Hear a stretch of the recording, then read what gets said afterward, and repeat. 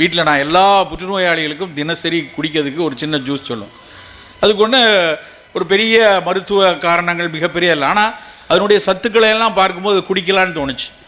மாதுளம்பழம் ஒரு கப்பு, ஒரு மாதுளம்பழத்தை எடுத்துக்கோங்க.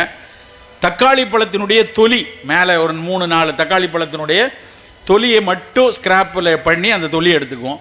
ஒரு அரை நெல்லிக்காய், வெள்ளரியினுடைய விதை, இதை மட்டும் வெள்ளரி விதையை கொஞ்சம் தண்ணியில் ஊற வச்சுக்கிட்டு அப்புறம் அந்த தக்காளி பழ தொலி, நெல்லிக்காய், மாதுளம்பழம் இது எல்லாத்தையும் அடித்து ஒரு கப்பு ஜூஸ் 200 ml போல் குடித்தோன்னா அது பல புற்றுநோய்களுக்கு ஒரு பக்கபலமாக, அது நோய்க்கான சிகிச்சைக்கு ஒரு பக்கபலமாக, அந்த நோய் வேகமாக விலகுவதற்கு உதவியான ஒரு ஜூஸ். அது எத்தனையோ டானிக், எத்தனையோ மருந்து கொடுக்குறோம். நம்ம குடும்பத்தில் ஒரு வேளை தாய்க்கோ இல்லை பெரியம்மாக்கோ சித்திக்கோ இந்த மாதிரி புற்றுநோயினுடைய தாக்கம் இருந்ததுன்னா நம் வீட்டுக்கு